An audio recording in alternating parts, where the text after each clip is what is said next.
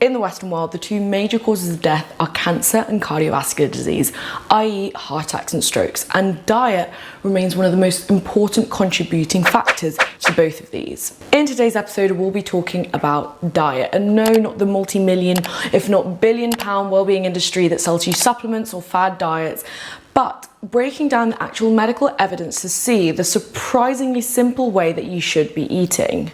Hi, my name is Amada and I'm a doctor, and I've come to realise that it's the choices that we make when we're young that determine not just how long we live, but how well we live. I've met hundreds of patients whose quality of life is hugely impacted by constant trips to the hospitals, the symptoms from chronic health conditions like diabetes, heart failure, dementia, and whose independence is taken away from them because of the choices that they made when they were younger. So as a doctor, I'm very lucky that I've had, at this point, almost 7 years of training into how the human body works. And when you go out into the real world, you sort of forget how little of this information is common knowledge. So the first thing I want to have a look at in the internet to see what's out there is supplements. I'm going to take the quiz and see what it says I need. So bear in mind, I'm a healthy 24-year-old female. I don't have any of the comorbidities or other medical conditions, and I am not vegan or vegetarian or pescatarian. Based on the information I've told you, unless I get pregnant or it becomes winter, I don't need any vitamins.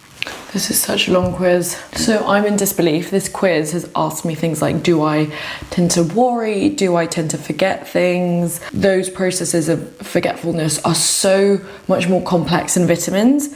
So I'm interested to see what the results show. Okay, so the results are in. This is insane. This service has come up with 4 capsules that I take a day. I've had 85-year-old patients that don't take as many tablets, with 34 nutrients that apparently I need. This is telling me that I need this £40 a month plan. So in a year, that would be around 500 quid, which is insane. So what does it say I need? It says that I need magnesium, vitamin B12, vitamin B9, vitamin B7, lemon balm, vitamin D, magnesium, manganese, vitamin C, vitamin K, zinc, calcium. So they've quoted the study which shows that magnesium has a role in our sleep quality, and I've just had a look at the study. Bear in mind, I'm only reading the abstract because I don't have time, nor can I access the whole study. But in the abstract, which is like the summary of any study that is published, it says observational studies suggest an association between magnesium and sleep quality, but randomized controlled trials, bear in mind this is the gold standard for any clinical trial because it means that you sort of are getting rid of as many variables that could affect the results, have contradictory findings. They showed an uncertain association between magnesium supplementation and sleep disorders. The association between dietary and sleep patterns needs a well-designed randomized clinical trial with a larger sample size and longer follow-up time to further clarify this relationship. So this is insane. People go onto this website, see this link to the study, think, oh, this is evidence, but even the evidence doesn't speak for this relationship. Now, other than vitamins, something else that I've been a little bit concerned about is electrolytes. Now, vitamins, your body in most cases can deal with an excess of. You just weigh it out. But with electrolytes, our body regulates this so tightly. For example, potassium. Potassium is one of the most tightly regulated, if not the most tightly regulated electrolyte in the body. And anything below or above that can be life-threatening.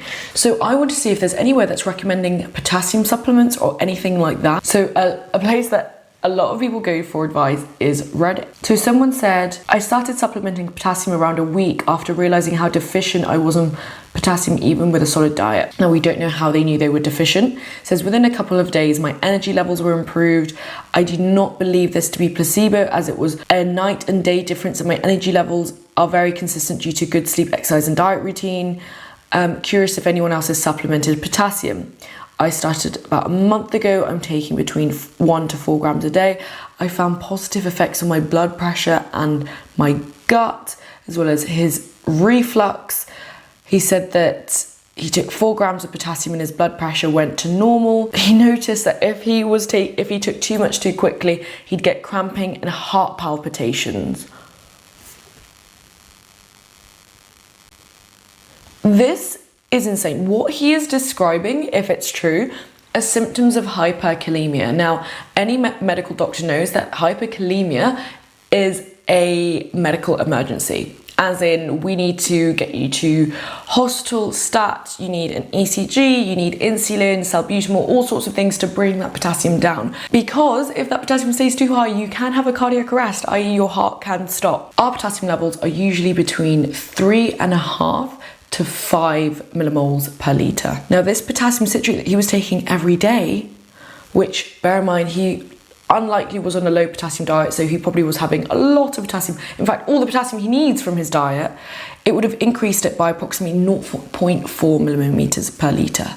So this may have had a cumulative effect. So this is very, very dangerous advice that's being given out on the internet, which just highlights the importance of why we need a video like this to break down the facts.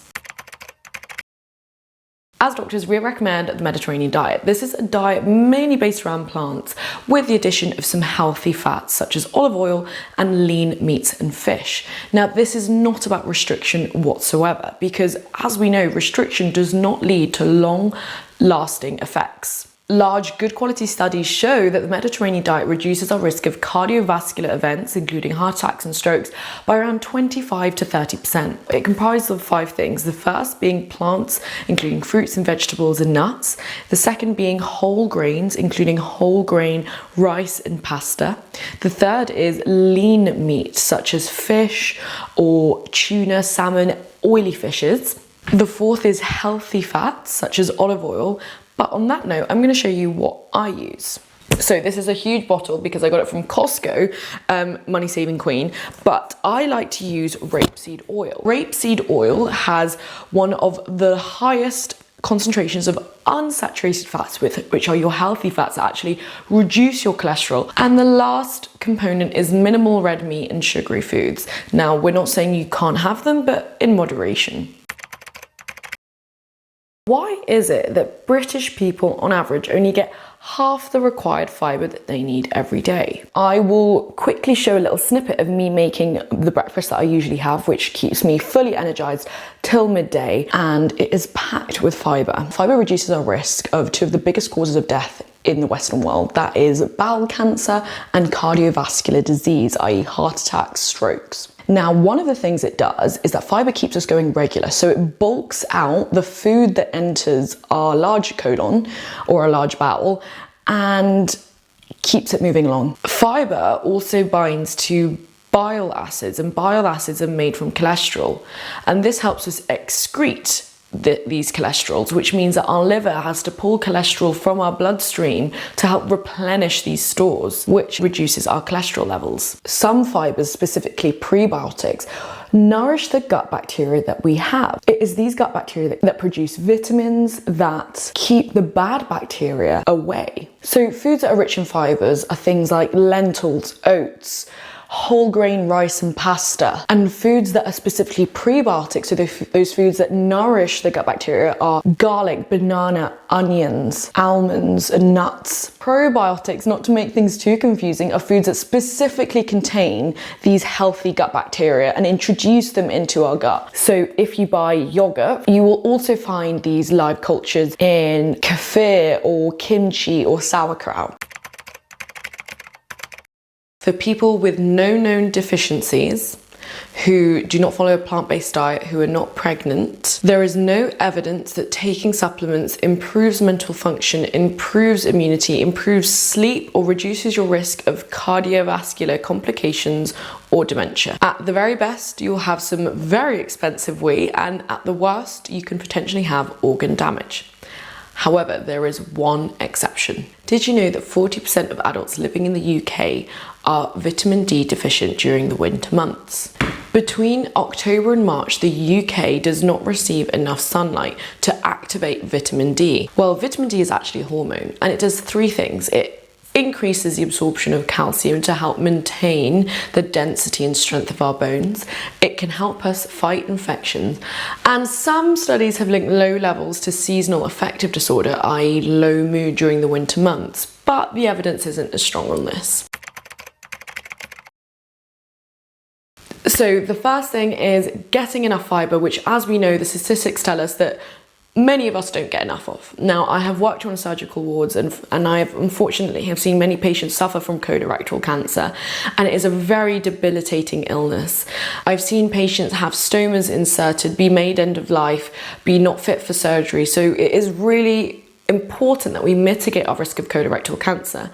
Alongside that, also mitigating our risk of cardiovascular disease. Now, the majority of the patients I see, maybe not the majority, but it feels like a lot, have heart disease, have peripheral arterial disease, have had a stroke or a mini stroke in the past, which are all cardiovascular events. So making sure that your breakfast is packed full of fibre, snacking on nuts or edamame beans, which are really tasty, can be really helpful as well. And swapping your white rice, your pasta for whole grain options or seeded versions can also be a great way to increase our fibre intake, and also reducing our risk of eating things that are high in fat or sugar. So the next thing is consuming enough oily fish, and you should be consuming 2 portions of this a week.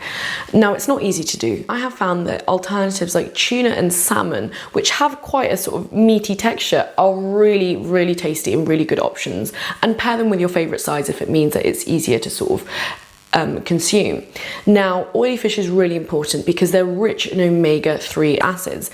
Now, there's no evidence really that shows that having more omega acids than we need is particularly going to reduce our risk of cardiovascular events any more than having a normal amount would. But when you have an oily fish, you're swapping it out for something like red meat, which carries a carcinogenic risk, which is higher in saturated fats, higher in salt. So it's not just that it's packed with omega acids, which I think a lot of people talk about, it's also that you're swapping out something healthier for something that's a lot more unhealthy. Long-term plans are seen with small sustainable changes. Make little changes like swap your sunflower oil for something like rapeseed oil.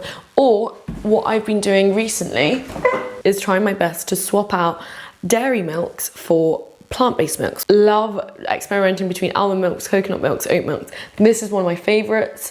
As I said, you can never go wrong with a great taste sticker. As I mentioned, long-term health improvements are seen with small, everyday, sustainable changes. And there's so much that we can do from this age, from our 20s and 30s, that will help us live longer and healthier lives. So don't forget to follow to stay up to date with the series, because we'll be unpacking all sorts from skincare, physical activity to sleep. Take care, I'll see you in the next one.